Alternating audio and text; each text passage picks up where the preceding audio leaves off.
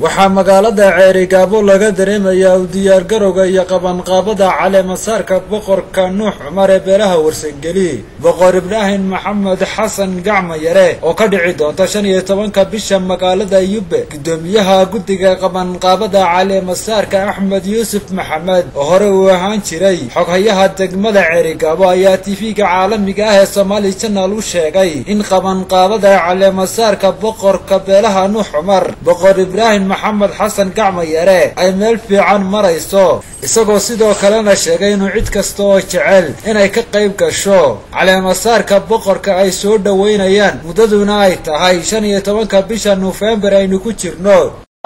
Salaamaya TV-ga Somali Channel marka xigta ilaahay ma mahadnaq waxaan qabanqaabadii ama bixi ku jiraa boqorka beelaha Nuux Cumar ee lagu caleemasaarayo degmada Yube 15 bisha koobiyad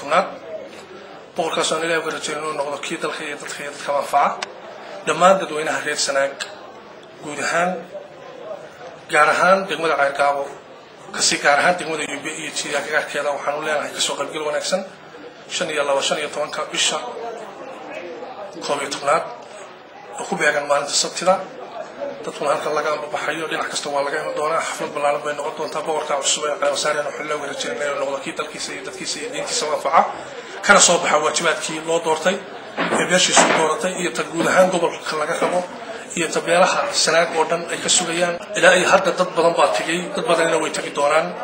waxaweye dadku aad bay u danaynayaan ama aad bay soo dhaweynayaan soo dhawaan caleemasaarka boqorka maadaama muddo hore la mandate gareeyay ama hore la calaamadiyay in boqor laga dhigo haddana u dhacayo caleemasaarkiisii caleemasaarkaas oo ah xafladii ugu dambeysay ee loo qabtay ama loo qabanqaabiyay boqor Ibraahim Maxamed Xasan sidaas ayaa dadku u dareensan yahay horena ula soo socday haddana u dareemaya waxaan rajaynaynaa in si fiican looga qayb galo waxaan kaloo aad u rajaynaynaa ama aan gaar ahaan halka TV u marinayaa